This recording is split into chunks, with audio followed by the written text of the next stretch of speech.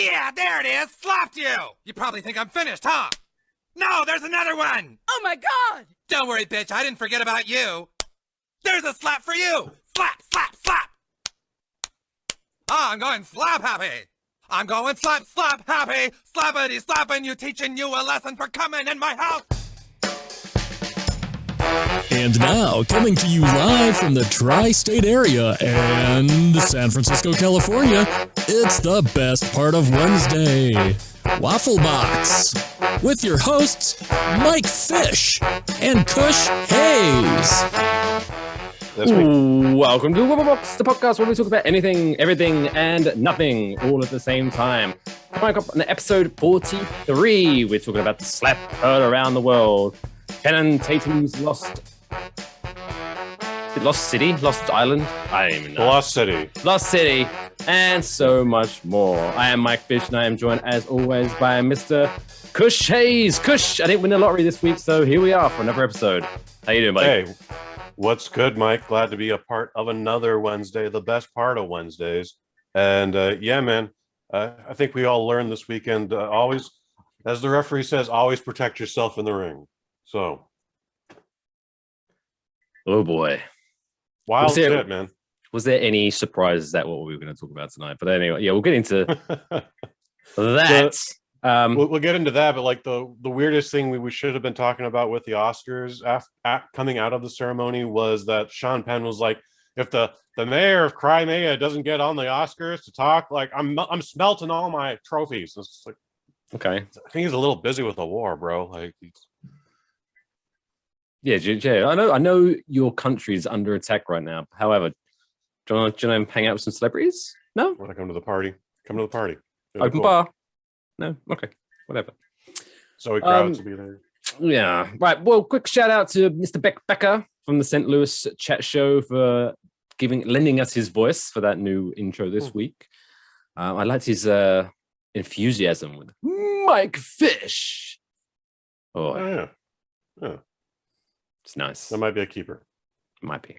But what else, other than watching the Oscars, what have you been up to in the last 7 days, Kush? Lots of recording going on at the Bosnet, man. We're getting ready to wrap up the Kick-Ass Movie Podcasts Season 2. That'll be at the end of April. And then just getting ready for the next couple of microdoses. WrestleMania is this weekend coming up. So early plug, I'm going to be talking with Troy Anthony Grant, all the way from the UK, and the Unnamed Wrestling Podcast, and we go in deep over the 2-night event. Yeah, 2 nights. 2 nights. It's an hour and a half of content, kids. It's double episode. 2 nights, two podcasts. Ooh, one podcast, but twice as long. Oh, so you didn't spicy. Nah. So they had to listen to 2. They can just sit through it. Why not? Are you going to be watching? Are you going to be tuning in on the Peacock? You know what? Unlikely. I think we get Peacock for free because of our Xfinity account. But quite frankly, the only thing that even interests me is Edge versus AJ Styles, and that'll just end up on YouTube sooner than later. So, not looking forward to the old rattlesnake, Stone Cold Steve Austin. We bring that up on the show, and I don't think it's going to be what people are hoping it's going to be. It's going to We'll be get more into that on the show. 2 punches, kick stunner, bunch of beer. The end. Mike, it's like you've been watching pro wrestling your whole life, bro, or at least the last decade. Yeah, 2 decades and a half, maybe. All right, let's get into it then. The Oscars were on Sunday, and right into it. Usually people will just be pouring affection on the winners and the losers. We'll get into the winners and losers, but obviously the big talking point this week was Will Smith oh my goodness entering the ring and slapping Chris Rock for making a joke about his wife, Jada Pinkett Smith. Now, we're going to tackle this. Are we going to go to game film? Can we go to game film? We're going to slow it down, get the pointers, the X's and O's. And right here, Mike Fish, you see that he's got the open palm. He's striking downward. Therefore, he's not trying to actually hurt Chris, but just make an impression. This is where the offensive line failed, Chris Rock.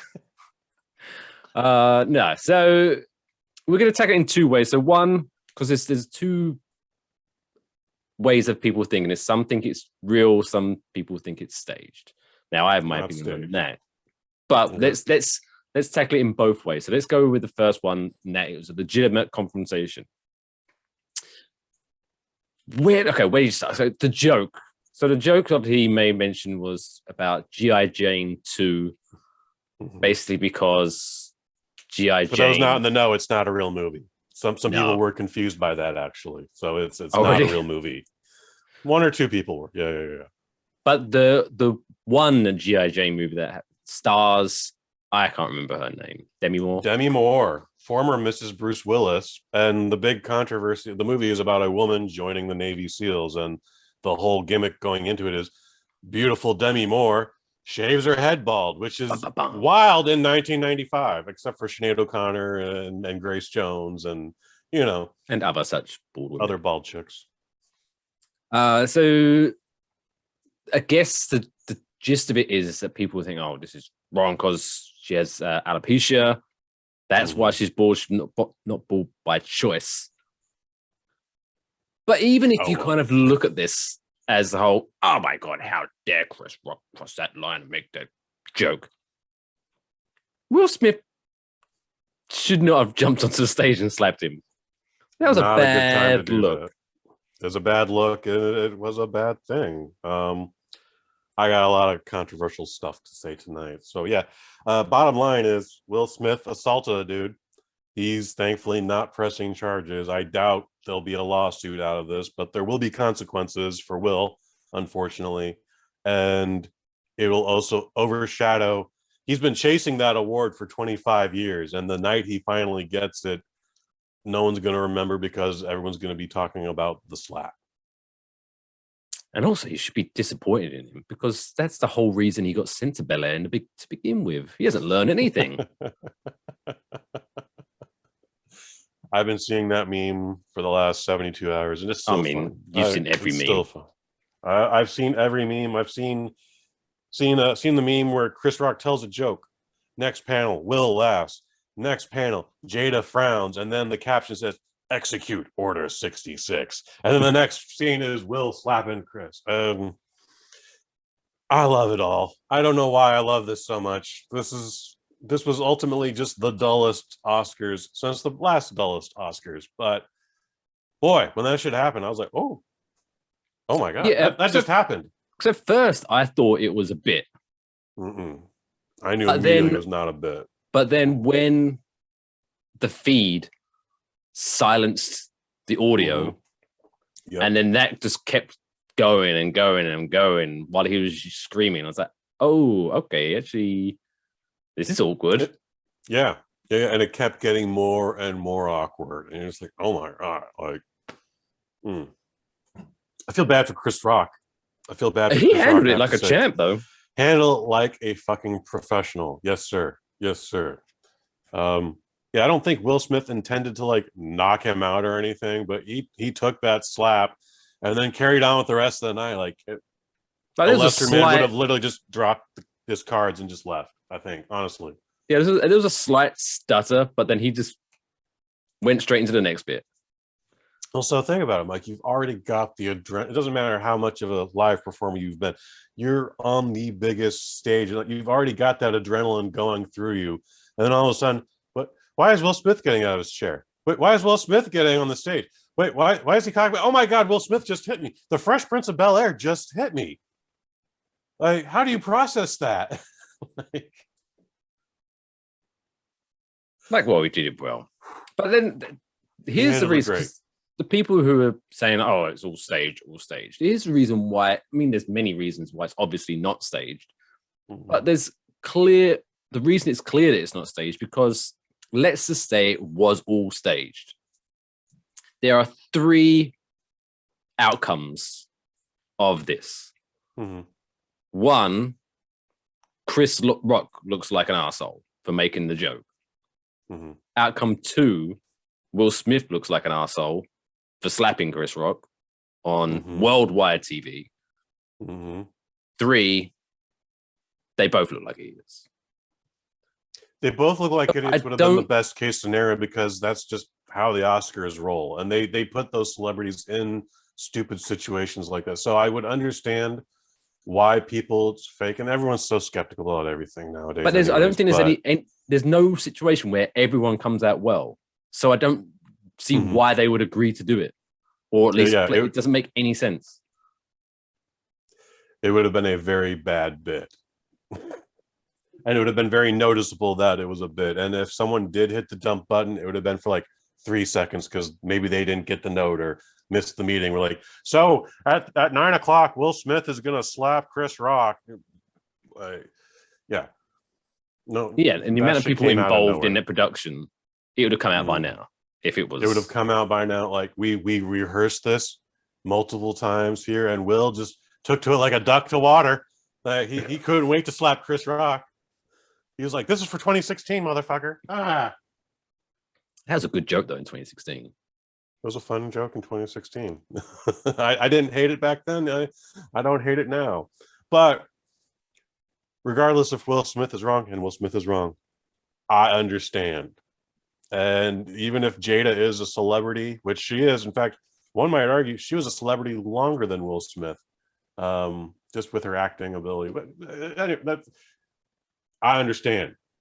So, yeah, but again, she is a celebrity, but Will Smith is married to her and doesn't want his wife to be mad at him, I guess, because he laughed at the joke. Yeah, and then he looked at us. Oh, I should not have laughed. I would really like to see those 3 seconds that we missed, because again, it goes from, as everyone's pointed out now, like Will Smith is laughing. And then we cut back to Chris Rock, and then you hear like, "Uh-oh, Richard's coming up here," and like, yeah, she shot him a glare or punched him on the shoulder and said, "Go do something." Like, I want to see that footage. That's the footage I want to see. Yeah, this would be a completely different situation though if like this was Mrs. Benedict Cumberbatch or Mr. Jessica Chastain. Like those folks are like veterinarians. They're civilians. They're not celebrities. This would definitely be out of line if it was just random celebrity's wife or husband. Denzel Washington's wife, you can't touch her. She's not a celebrity. I don't even know the woman's name. Yeah, because then you're like, that's just mean. Why are you picking her? But Jada and Will Smith, they're a thing. Javier Bardem and beautiful woman whose name I'm escaping. They were just mentioned minutes beforehand. Okay, seconds beforehand. Jesse Plemons and Kristen Dunst, like those folks are all like, all of them can get it, you know. So, but that's another reason why it's a bad look. It's like, oh, you're willing to laugh when he's making fun of other people, but now it's the joke before that was Javier Bardem is praying he loses if Penelope Cruz doesn't win her Oscar. He's like, "Oh no, I can't win if she loses." That was that joke. And even the G.I. Jane joke is fairly benign. Fairly just it's a comedy, guys. Like yes, I appreciate Jada's bald because of the alopecia. But no one's died from alopecia. But not even that. But just the punchline of the joke wasn't she's got alopecia. Mm-hmm. Like it was just she is bald. Like it's not, and it's not like it's a brand new thing. So it's kind of like, oh, too soon, man, too soon. It's we barked this up on the microdose coming up this Friday again, cheap plug. And sure enough, like I mentioned, like there was a time when I had longer hair than Jada Pinkett Smith. It was a very long time ago, but it happened. Like Jada's always had that short, tight cut.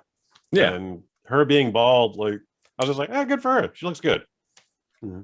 And if this is something bigger than alopecia, well, all right, that's none of our business either. But Jesus Christ, she should be madder about bigger jokes than this. In fact, like, so we're 72 hours into this, and now all I hear is people calling Will Smith a cuck. And I'm just like, yeah, that's their relationship, guys. That is. I don't understand it either.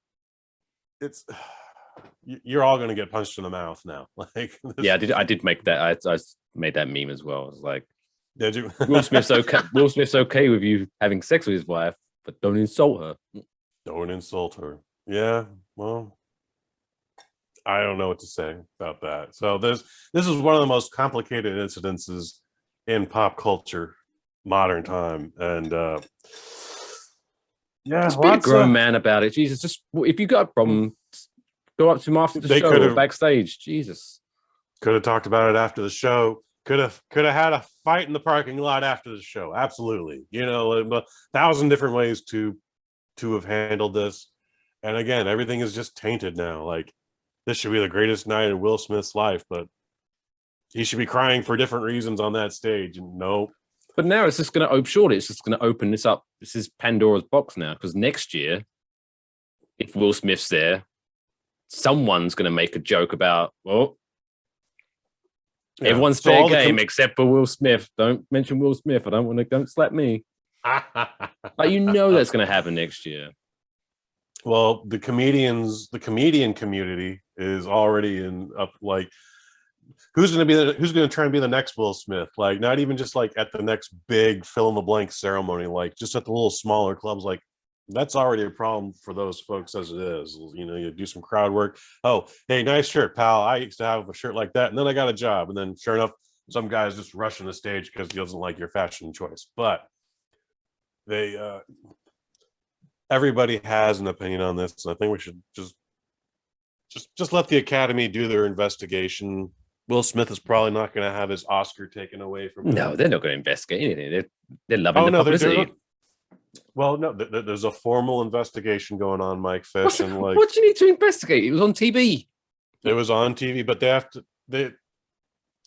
an outcome has to come of this, because again, a performer got struck, an employee got hit on the job on live TV around the world saw this hit, dude.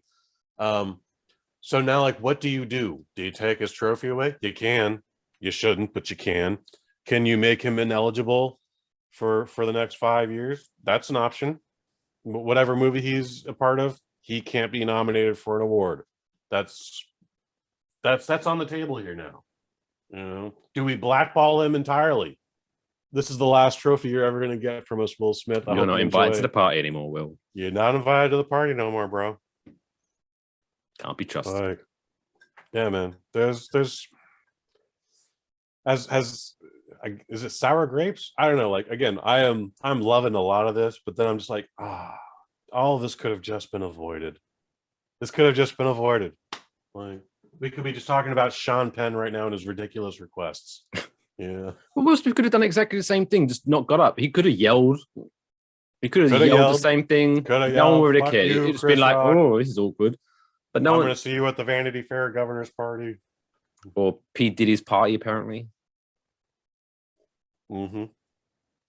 At the gold party. I don't get invited to that. The gold party. You didn't get your invite? I was there. It was wonderful. I thought it was a white party, or was the gold party the Oscar party?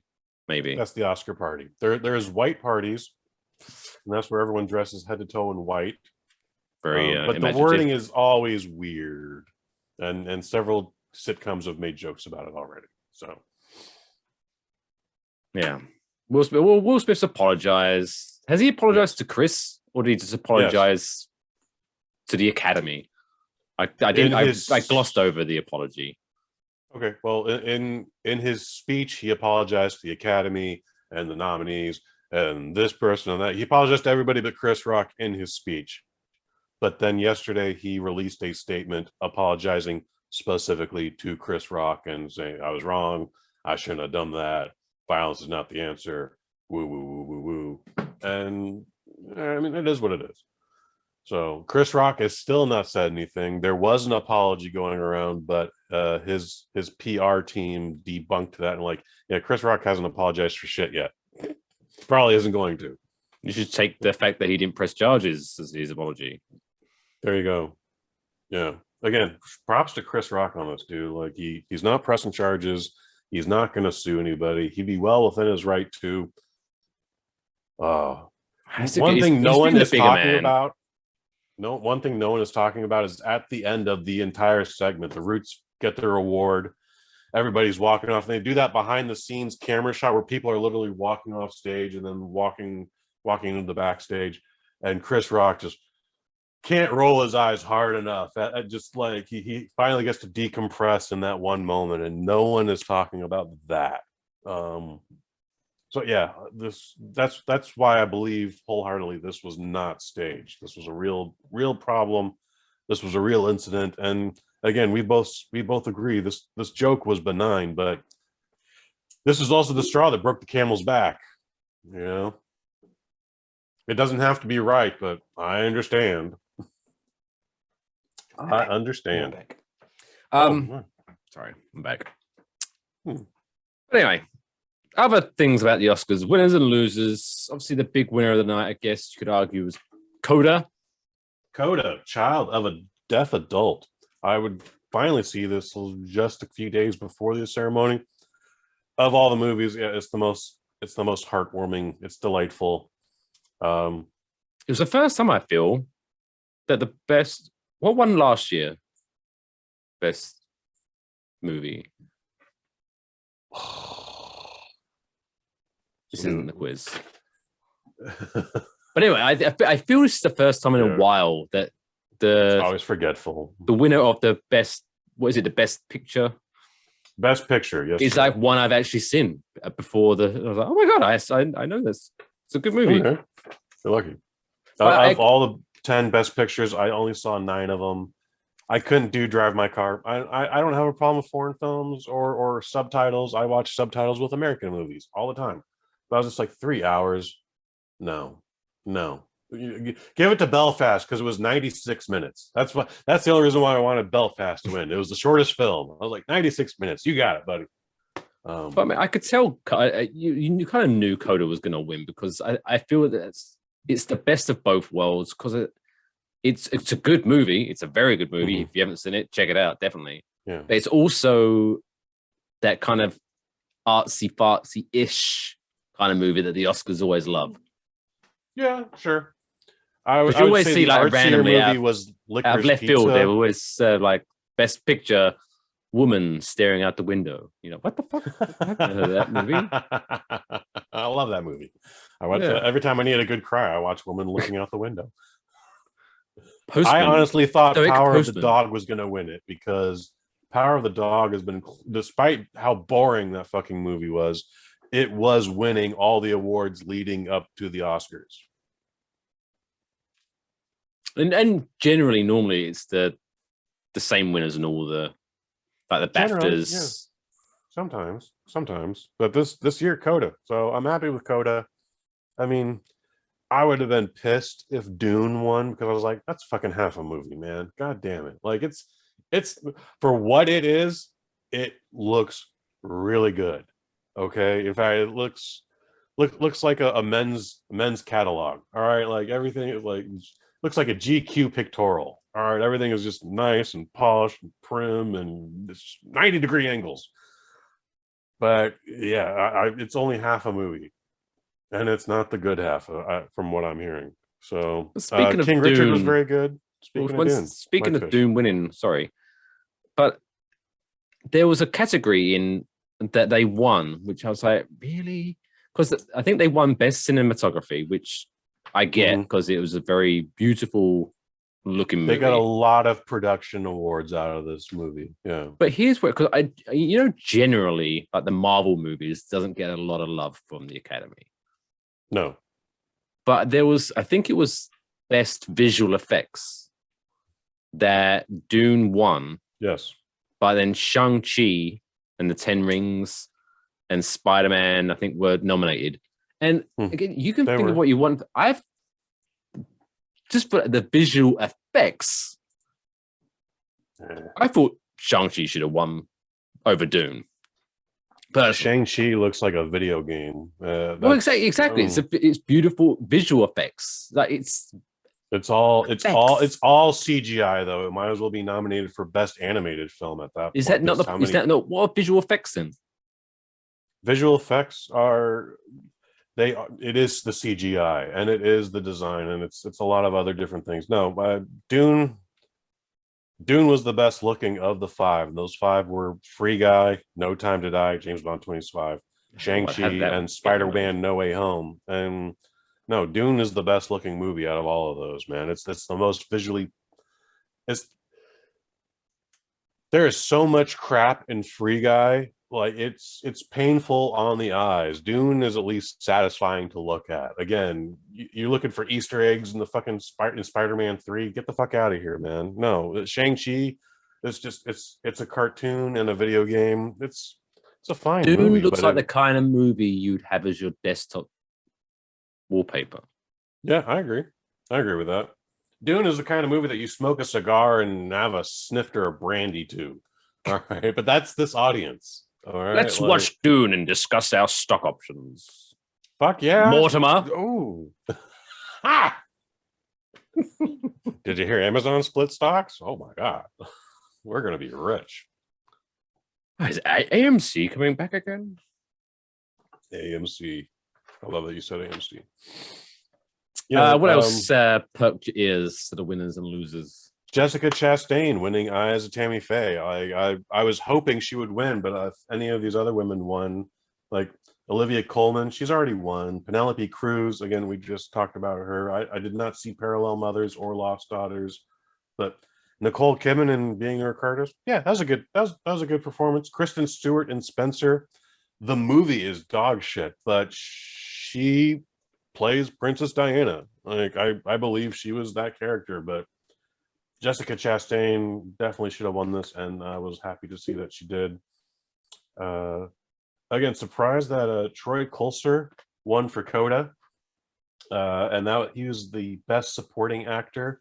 That's the dad, if you're not paying attention. And what I loved about that is, like Will Smith and a couple other folks, what I'm saying is he went long in his speech. But the orchestra didn't even bother to try and play him off because he's the deaf guy. Like he ain't gonna hear nothing. Also, you don't want to. It's a bad look if you were like, because I think is he the first deaf actor to win? Yeah, second. Marley Matt. He's the first male deaf actor. Right. Yeah. Marley Matlin was the first. And she plays the mother, right? She played the mother. Yeah. But yeah, you don't want. That'd be a bad look for the Academy if they like brushed him off. That would have been amazing. Still, I would have laughed. I would have cackled like a bastard if that had happened. And I also because you can hear the music. Like, just some guy comes on, just takes the microphone away from you. That's what I'm talking about, man. That's what I wanted. Like, someone just like, we gotta go, sir. Gotta go. Why? I don't know what ASL for. Wait is, but I'm sure it's something around that. There was a lot on this list that I didn't even like check. Like I managed to neglect directing altogether. Belfast, again, didn't see Drive My Car. Licorice Pizza. Jane Campion did win for Power of the Dog and West Side Story. I was like, I really don't know who would win this, but Power of the Dog won. You have a question, Mike? No, I was just going to mention how statement. Licorice Pizza, fucking awful movie. Why is that? Is a good-looking movie, and I only was enjoying it when our two main characters weren't on the screen. But yeah, that's a dog nothing's shit happening. Movie. It is not a good movie, dude. I don't understand. I'm pretty sure that is definitely one of those that's skating on the title alone. Oh, this sounds artsy. This sounds like a movie I should like. So I look impressive in front of my friends. Oh, Licorice Pizza. Licorice Pizza is apparently the name of a pizza parlor in the LA Valley during that time period, which, by the way, never gets brought up during the entire fucking movie, which is why you had no clue what that was. No. Yeah, I had to have someone tell me that because I was just like, Licorice Pizza? What the fuck is that? Licorice Pizza. It's Boogie Night without the sex. And that's still not good. I must admit, I didn't finish it. It was one of those movies where I was like, I can't finish. This is It doesn't have an ending. It just ends. It's unsatisfying. Like, I don't know why this was such a This was a crowd pleaser. People walked out of this. People were flooding my timeline for months. Like, Licorice Pizza is amazing. I'm like,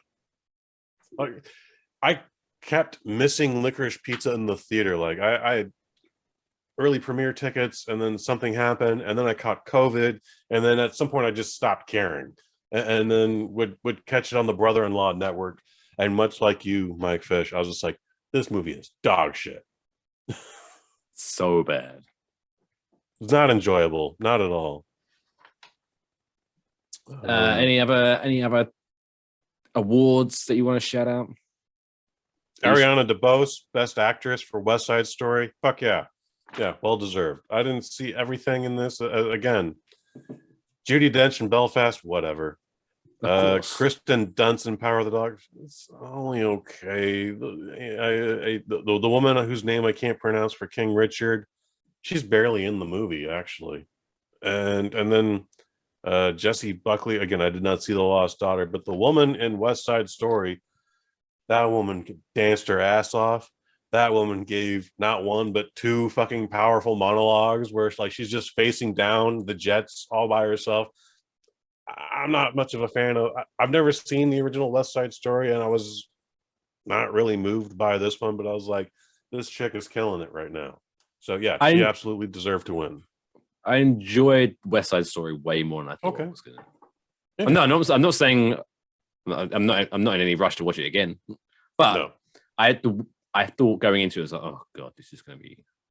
It's a very painful. polished movie. Steven Spielberg has been wanting to make a musical forever. Right, why not this one? Sure, you know. Yeah, it's still a lot of the themes are still resonating with today's society, and some YouTube channel made a joke about that. Is also very sad, and it is very sad. But yeah, West Side Story, definitely not the best picture. That scene that got dragged out way too much, the whole dun dun dun, I have a gun, give me the gun, don't use the gun, now I have your gun, give me my gun back. Oh my god. Well, that's Rodgers and Hammerstein 60 years ago, man. You had to make a song go 5 minutes. And the whole don't dance number, and yeah. It's the musical theater's version of Metallica. Like, wrap this shit up. This could be done in 3 minutes. Why is this song going on for 7? Come on, Lars. Jesus.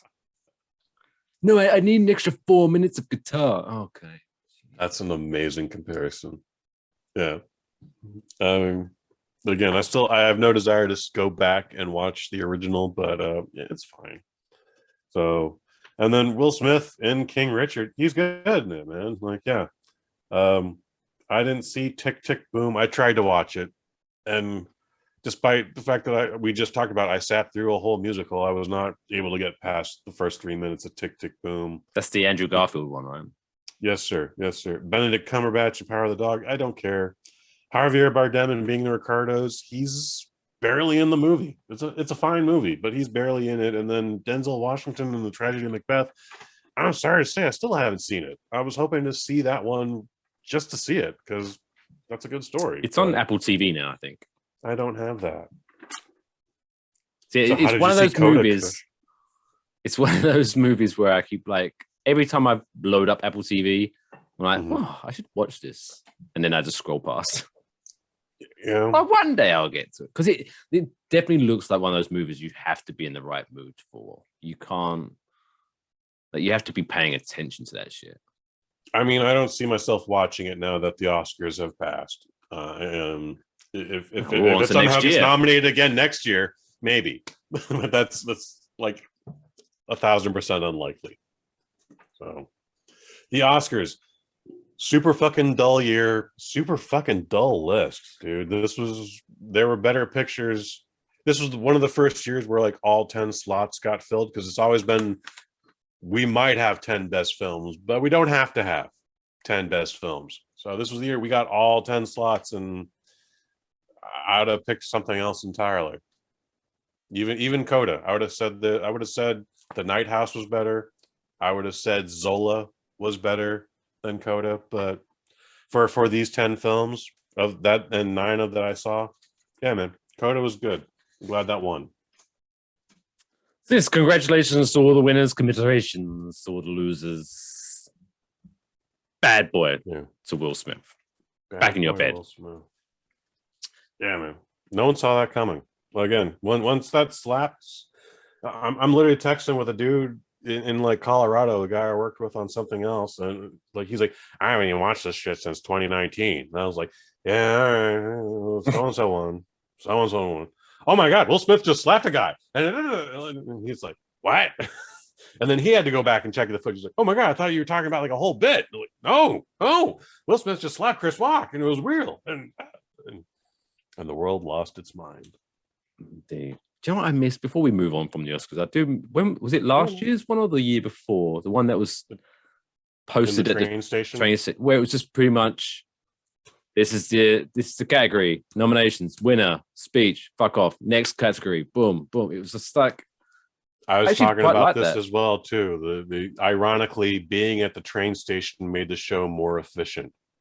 I don't know why being at the Kodak Theater where we always are drags this show out to 5 hours. But when we're at the train station, that shit was 3 hours. It was tight.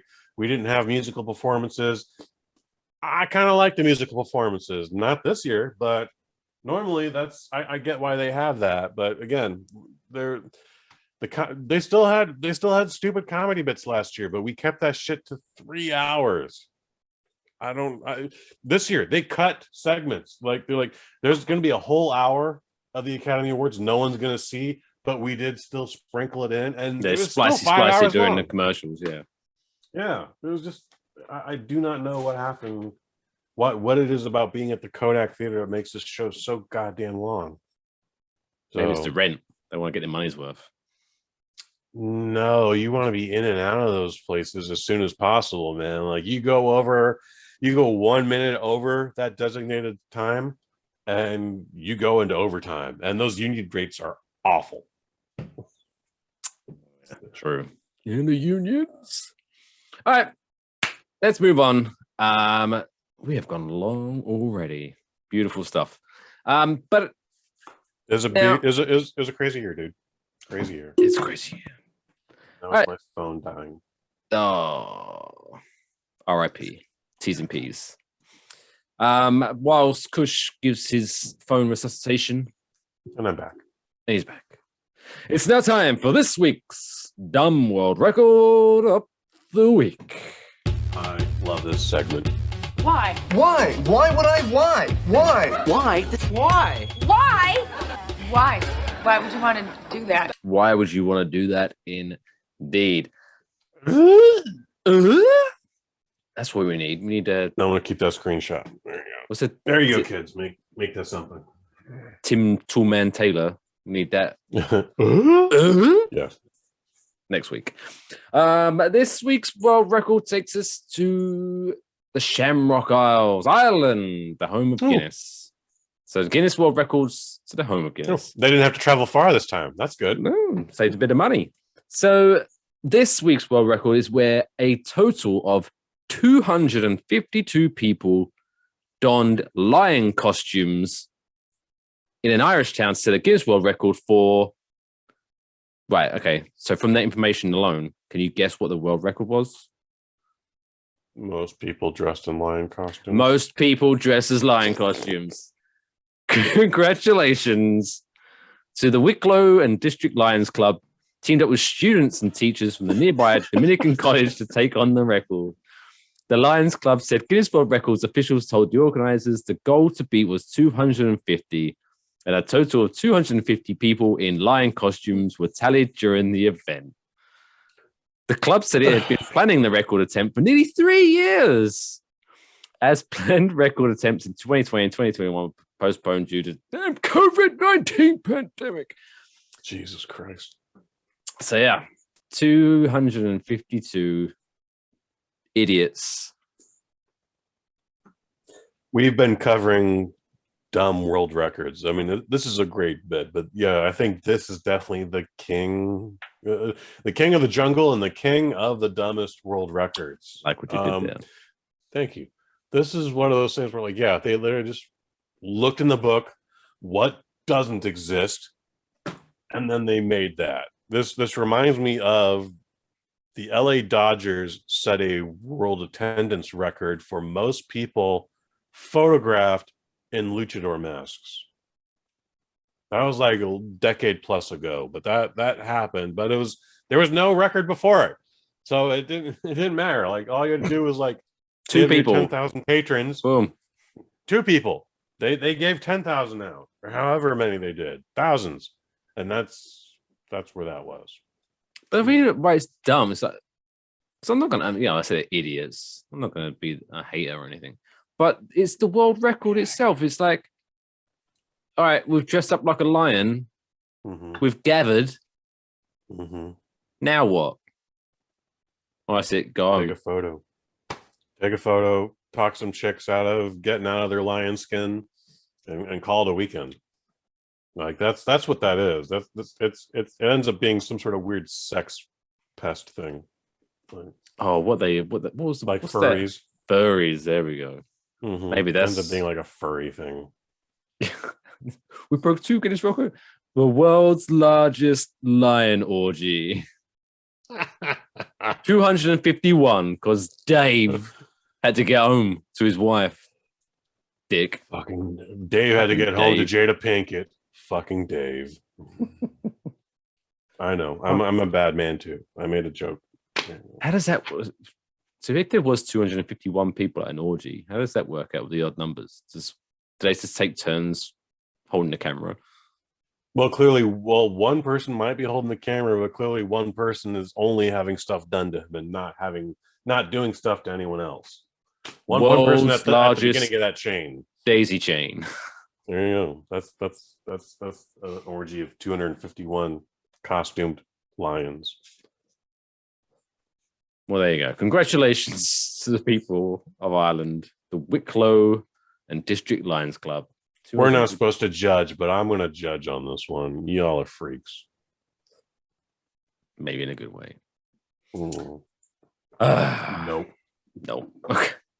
All right, Think of the children.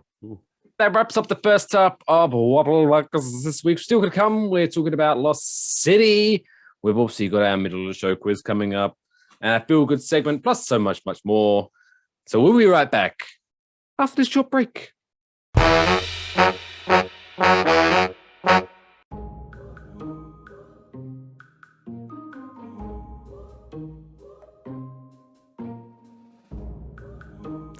Hey, you. Yes, you. Was you thinking of having that beer? But my friend, it's only 10 a.m. Won't everyone judge you for drinking this early? Well, don't worry, we've got just the thing to help you. Your very own Waffle Box mug. And now, everyone will just think you're drinking coffee, so you can enjoy your morning beer judgment-free. Go to wafflemerch.com to get yours today.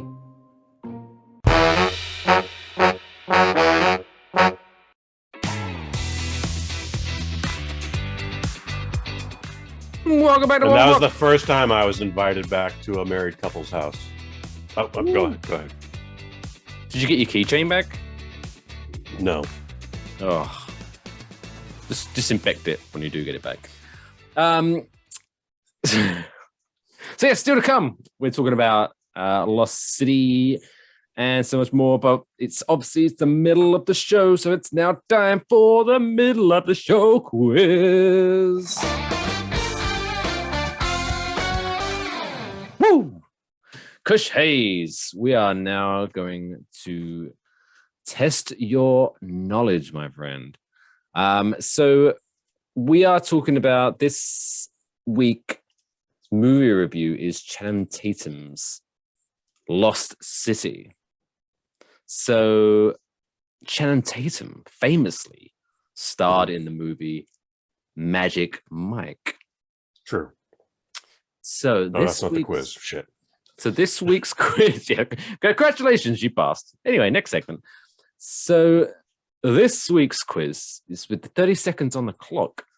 I am going to ask you to name as many magic tricks as possible. And your time starts now. You pull a coin out of the ear. You make flowers appear out of your sleeve. 2. The rings that bind. You cut a woman in half. 3, 4. Yeah. You guess the card. Which card? Any card? Oh, is that your card? That's your card. And then there's 5. pour the milk into the hat. Oh, there's a rabbit. That's two tricks right there. Milk in the rabbit hat. What the? I've never seen a magician pour milk into a hat and go, "Oh, you pour milk into the funnel. It goes into the hat, and then he flips the hat upside down, and nothing comes out. Then he puts the hat back down, and he pulls a fucking rabbit out. No.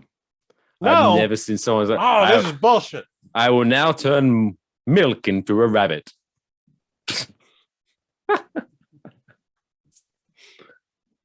It was a G.I. Jane joke. Anyway. I am. You didn't do too bad. I think I got 5 or 6 there. Not too bad. Ooh. I'll do better next time.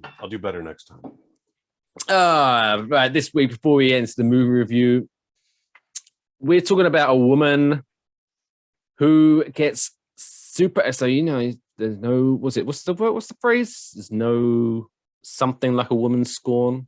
There's no hell hath no fury like a woman scorn.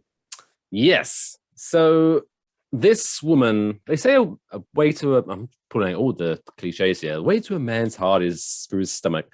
Well, this woman, she pretty much likes her food. So police in Ohio this week are reminding the public not to call 911 about their fast food disputes after a woman used the emergency number to complain about her KFC order. The Euclid Police Department, apologies if I'm mispronouncing that, said Chagrin Valley Dispatch. Jesus, Chagrin. Who lives in Chagrin? Where is this? Where is it? What state is this? Ohio. Gotcha. Chagrin, Chagr, Chagrin Valley Dispatch 911 received a call on Tuesday from a woman who told a dispatcher she did not receive enough chicken at the KFC drive-thru.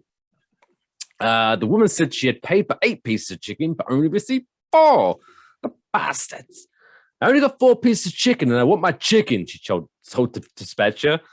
The dispatcher advised the woman that her problem was a civil matter and that should be discussed with the store's manager, but she insisted on an officer being sent to the scene. The department said an officer arrived at the eatery and told the woman there was nothing he could do about the issue. The police basically said, while we are here to serve the public for an incorrect drive-through order is not a police matter. What is... So I'm going to assume she's drunk. Mike, no, that's more than... Maybe alcohol involved, but no. There's meth and maybe cocaine involved in this story as well. But yeah, this is not a sober woman, first of all. 2, I am embarrassed as an American anytime one of these stories comes up. I think this is the first time we've covered something like this on the Waffle Box, but anytime I hear about this on like Morning Drive Radio, The Breakfast Club, Adam Carolla Show, etc., I always think about like, what do folks like Mike Fish think about this? Folks who are new to this country, like, is this a thing that they also hear about in their lands, in their native lands? I bet it isn't. Well, but if it is, it's probably more charming. And way more random. I'm surprised this is coming out of Ohio. You could have told me this would be out of Florida, and it would have made way more sense to me. But, god damn it, folks! What the fuck? I feel now I should have a confession. Oh, now I wasn't going to mention it, but now you kind of built up the whole. Oh, Mike Fish, he's way above this. How could you judge this thing? But so. True story.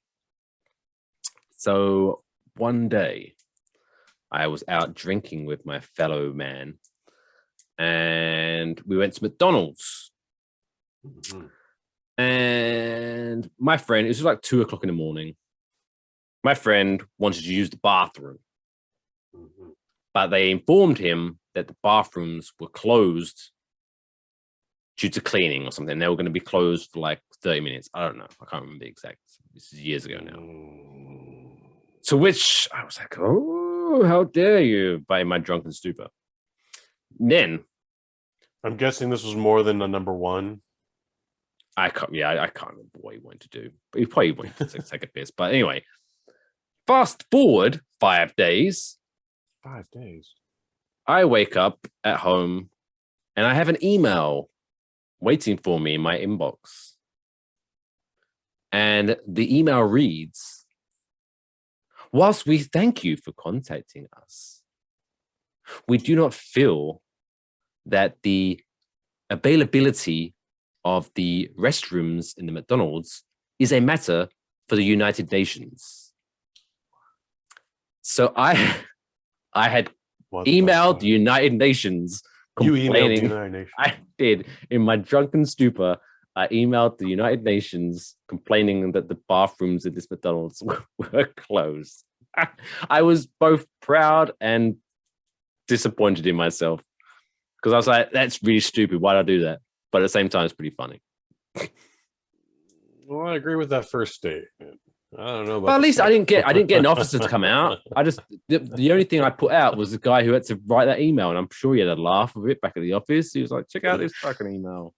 Oh my god, no! That guy was just like, "Oh my god, I could have done anything with these 45 seconds." Like it's the first couple weird emails you receive when you're working for the government. Yeah, all right, yeah, they're funny, but then like you reach your 100th and you're like, "God damn it!"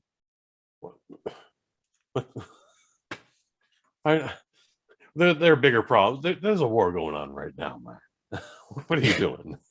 If you just had to take a piss, just piss around the corner, man. Like, come on.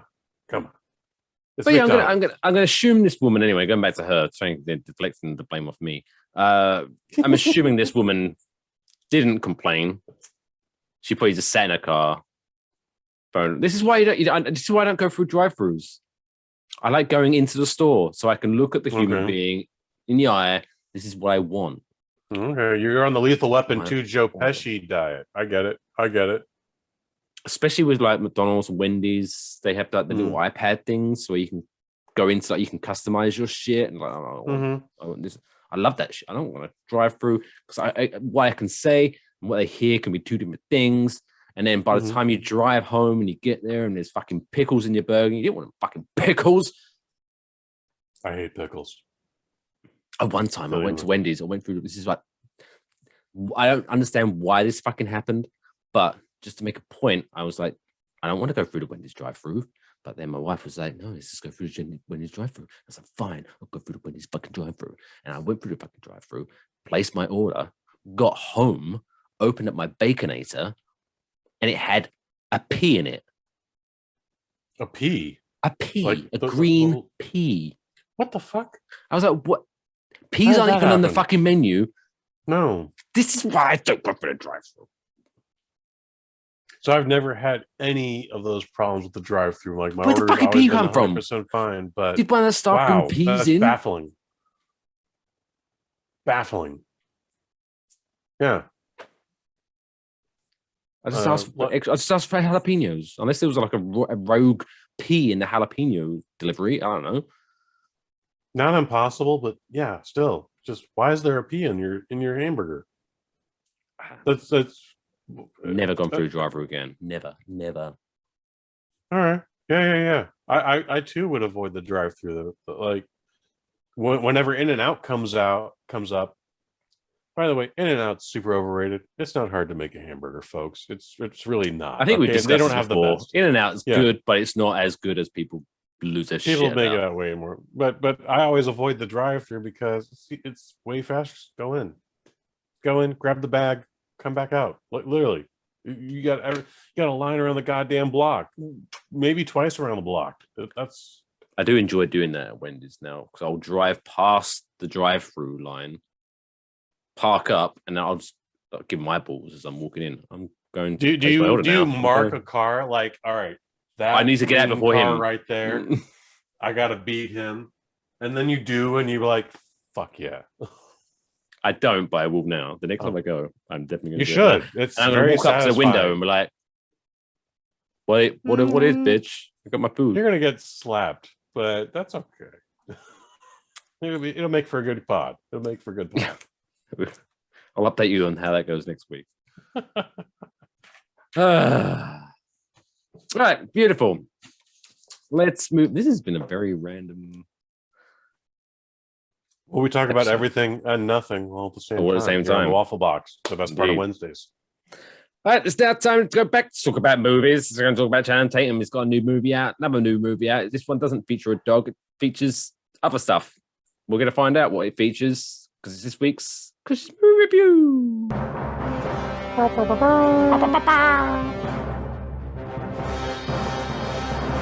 Cush's movie review. The Lost City. Yeah, What- it's only all right. What do it do, Kush? The Lost City. It is starring Sandra Bullock and Channing Tatum and directed by a pair of brothers. They are the Nee brothers. I believe we are looking at Adam and Aaron. And the The Nee direction of brothers. this is the least N-E-E. So they're Adam like and Aaron N-E-E. from the Holy Grail. We are the brothers Nee. I believe there's a K in that one, but sure. Oh. Well, when the Nee family arrived to Ellis Island in the 1940s, they dropped the K, and then they became the Nees. Anyway, this is a movie about a woman who writes trashy romance novels, Sandra Bullock, and there's Channing Tatum plays a Fabio-like character. I don't even know if kids today know what Fabio is. Do people know what Fabio is anymore? Do you know who Fabio is? Is he the topless, greased up guy with the suspenders and the saxophone? Well, he's usually got a shirt on, but that shit is like wide open. It's like he's showing mad cleavage like any one of the women last night at the Academy Awards. All right, like he's just. I have come to make love to your woman. Yeah, he's got the long, flowing blonde hair, like good looking dude. He's also like closer to 60 now, so he's probably not doing too much. But he was a big thing. I bet he's still holding on to that hair though. Like he's got it's receding, and Better stuff, be. but he's still got the long hair at the back, like Hulk I'd Hogan. be disappointed if he still didn't have the hair. I'd be disappointed if he's lost the hair, even if by nature. Yeah. Anyway, so Sandy Bullock, she writes some shitty, trashy romance novels, and even she's upset with herself. And it's her first book in like 5 years. Her husband, who actually had like a scavenging position, he's like Alan Grant from Jurassic Park. He is an archaeologist. Like he studies like Greek texts about lost civilizations and all that good shit. He's dead before the movie even starts. So Jesus, spoiler alert. she's been in seclusion. Now, you'd think the pandemic would be enough, but no, she's just been hiding in her house for the last 5 years anyways, and finally writes her a book with her character that stars Channing Tatum, and Channing Tatum's just the dude on the cover. For the last 20 years, this guy's just been the dude on the cover. But for whatever reason, on the book tour, he's like, yeah, when Sandy Bullock wrote this story, it was, and he says something incredibly stupid, and that's the huge joke, because Channing Tatum is just a big, good-looking dumb guy, and it's still funny. I don't care. But all of a sudden, Daniel Radcliffe, that's right, Harry Potter himself, kidnaps Sandra Bullock, and he's like, yo, I know this is a trashy romance novel, but your husband was who your husband was, and these hieroglyphs right here that you posted, like, they actually mean something, and you actually translated them. And this fictitious island you wrote about, it's a real island. I bought the island. I need to find the treasure. I hope you will come with me, and I'll pay you any amount you want. And she's like, I don't want to go on that adventure. In fact, I'm a widow. I'm still grieving with a lot of shit. I choose not to go on your adventure, Harry Potter. And then he's like, well, chloroform. We're taking you anyways. Always with the chloroform. Always with the chloroform. Channing Tatum decides, for whatever reason, to rescue her, despite the fact that he is just a model and not an adventurer or an action guy or even a murderer. Brad Pitt shows up for a minute. Delightful stuff. Great stuff, but very brief. Don't get. He loves a cameo. It's a great cameo. Longer than his Deadpool 2 cameo. FYI. That's not hard. No, it was not. Adventure happens, romance happens, this and that, and another thing happens. People grow. Otherwise, no, not really. But there's a scene with leeches. It's fun. Otherwise, this is a fun movie. If you have a date to take out, you guys will have a good time. Sandra Bullock is very good at her comedy. Channing Tatum is very good at his comedy. Their chemistry is just off slightly, but it's a fun movie. It will also be soonly forgotten. I want to say comparisons to the Michael Douglas, Kathleen Turner 80s adventure movie, Romancing the Stone. Oh, I love that movie. Great goddamn movie. No one else has talked about that movie though before this movie came out, so it Was will be Jewel in the equally Nile forgotten. a different movie, or was that a sequel? Jewel of the Nile was a sequel. Okay. Yeah, and it was not as well received as Romancing the Stone. I thought it was the same goddamn movie, but I was also 9. So What do you know? Stupid 9-year-old. not so much. Not so much when I'm 9. Anyways, The Lost City, it's a lot of fun. It will be very forgotten. Doesn't need to be seen in the theater. Nah. Watch it on Netflix or HBO Max or whatever streaming site it will come on in the next 45 to 60 days. And yeah, it'll be fine. But no one's going to be talking about this in 10 years. So I'm giving it... I should give this a 2, but I'm giving this a 3 out of 5. Right. You know, Just because the Brad Pitt gives it an extra it's one. fine. It's fun, but it's not great. I mean, it's not bad, but no one's going to be talking about this next year. Plus, it doesn't even have the funky soundtrack. Doesn't At have a least- soundtrack At at least all. Yeah. Romancing the Stone had Billy Ocean. Everyone, you're the second person I've heard bring up Billy Ocean. I don't remember anything about the Romancing the Stone soundtrack, but yeah, When the go it gets tough. I have a bad confession to make. I gave a friend of mine, his wife, 3 copies of Romancing the Stone over 3 separate years for Christmas because I didn't keep track of that shit. And I was like, well, women like this, and while I don't like her, like I need to pretend like I like her. So yeah, I'll give this to her out of the $5 bin. Romancing the Stone. She'll love it. Fantastic. And then my man gave me all of his DVDs because he's just like, we're digital now. I don't have room for any of this shit. And when I did a count, I was like, oh my God. Not only did I give this woman 3 copies of Romancing the Stone, but they didn't open any of them. I really wish I could remember, because the story is way funny if you actually remember what the movie was. But there was a movie that was terrible. Anyway, a friend of mine hated this movie, whatever the movie was. I can't remember what it was. Okay. And he made a point of letting everyone, like, this is his least favorite movie. I fucking hate this movie. Yada yada yada yada yada. Yeah. So another friend of mine eventually found, I think it was on Amazon or whatever it might have been. He found the DVD of it for £1. Okay. So he bought 52 copies of it. Wow. And I already see where this is going. every Monday, he would walk around past this guy's house and post another DVD of that movie through his letterbox.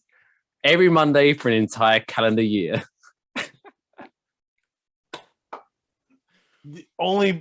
Oh man, that is an amazing story. I wish you knew what movie it was. Because I'd be like, I'll text him and I'll let you know next week. We need an update on this because I need to know what movie it was, because that's amazing. The worst thing I've ever done to a friend is sign him up for Scientology. Do you have to pay for that? How does Scientology No, work? but those phone calls don't end. Oh, and then you don't want to be flagged as a non-believer or whatever it was. I don't. Or detractor. He or what thankfully the fuck lives they in call. Germany now, so this is not a problem. Oh, for you him drove anymore, him to leave but the country. I hope you're proud of yourself. I kind of am. These people are too crazy for me. I need to move to Germany. where they're cool. That's Scientology for you. Jeez. Oops. I'm a bad little boy. Naughty boy. All right, well, we're already going down a rabbit hole of bad things, so I think it's time to wrap this show up with this week's feel-good story of the week.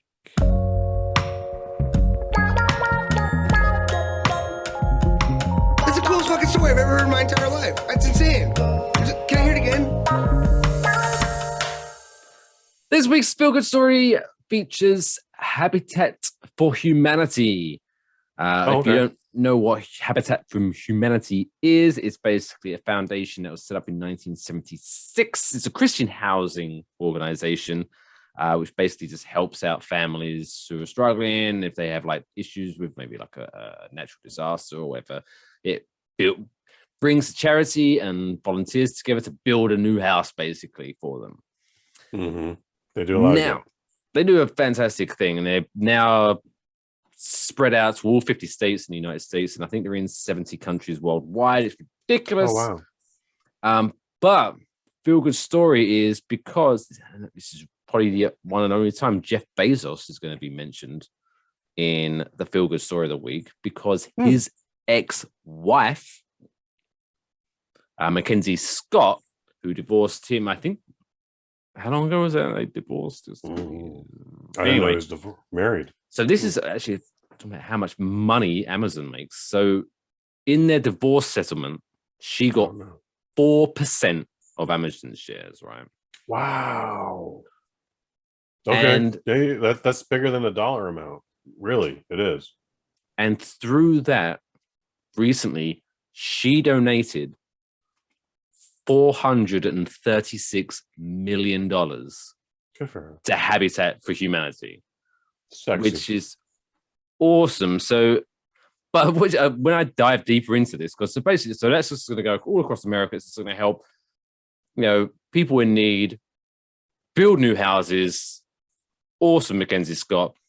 But she actually has given away, I haven't got the list, the breakdown of all the things she's given away, but in the last 2 years alone, this woman has donated $8 billion to multiple charities in 2 years, just from her divorce. That's good.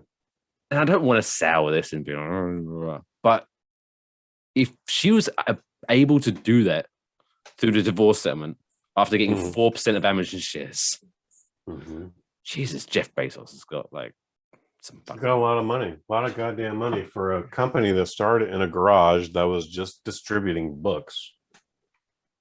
Right. Indeed. I remember when Amazon started distributing CDs, and I was like, "Oh, I'm gonna get the new Eminem sophomore album." And a friend of mine laughed at me like, "You spent money on that bullshit when you could have just gone to Tower Records for half the price." I was like, "I don't want to go to Tower Records." You could have Napstered that shit, I think, or LimeWire at that time. Napster is in a limbo phase at this point, but even then, I haven't had the best of luck with peer-to-peer software at this point. Anyway, not important. Not important. But yes, good for her. Good for her. Good for Mackenzie Scott. Like I said, donating $436 million to Habitat for Humanity. And she has pledged, she signed up for I think they're called the Giving Pledge. Okay. Which basically means billionaires have promised to donate more than half of their wealth to charities. Which I'm sure people will be like, oh, they should give away more. No, they're not obligated to give away any money. So the fact that they're giving away half their money is great. That's nice. So here's the problem with that is half is more than enough. They don't even have to give you that much. Exactly. Half is more than enough. But two, despite the fact that they're giving, some asshole tweeted Elon Musk Elon Musk could solve the world's problem with only $7 billion, and he's like, if you got a plan, I will sell stock right now and I will donate that money this minute. But here's why that won't work, because this other charity collected $12 billion, and there's still hungry assholes out in the street right now. Greenpeace, I think it was. I'm sorry? I think it was Greenpeace. Greenpeace. Okay. Oh, yeah. Regardless, everyone thinks that there's a finite dollar amount that will just cure everything. And the fact of the matter is, no, there isn't. Also, another one I always I always see in the pictures is because they was charitable donations is a tax write-off. It's all about a tax write-off. It's like you don't know how tax works. They still have to give money. Mm-hmm. They maybe get a little bit back in taxes, but they're still out that money. Like they're not making profit from that. No. Like, you fucking weirdo. Like, even if they say, "Oh, I'm donating 100 million to charity," but due to tax write-offs because that charity's donation, I saved $20 million in tax. I don't know. I'm just making a number up. They're still out 80 million. Like, stop being so cynical. Like, I'm a pretty cynical person, but just hey. So I'll give a shout out to Jeff Bezos' ex-wife, Mackenzie Scott. 436 million to Habitat for Humanity. Fantastic cause, fantastic charity. Shout out to her. How many houses can build on that? A lot. I haven't built one house, so she's apparently built way more than I have. So awesome. Right. Anyway, so we kind of touched upon it at the beginning of the show, but now it's the end of the show. Let's talk about what the good folks of the Syrup Squad can look forward to in other audible ways. So on the Bosnet family, what new content have they got to remind about? Because honestly, you're not going to WrestleMania stuff and blah, blah, blah. Just go over that again. Go to Bosnet family. What they got? Not a problem.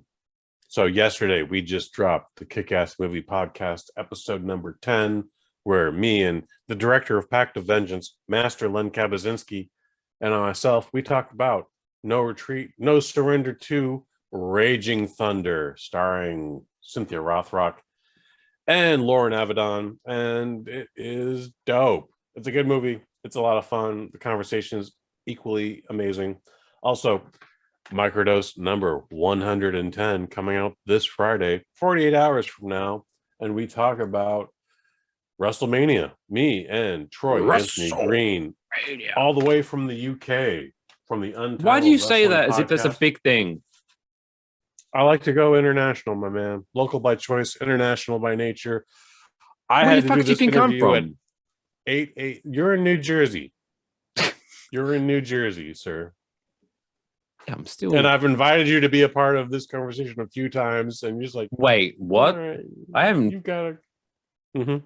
I don't Yes. remember invites to talk about WrestleMania. Not this one, because the previous ones, I were like, yo, I'm talking with these folks from the UK, but I don't know how you feel about that. You were like, yeah, all right.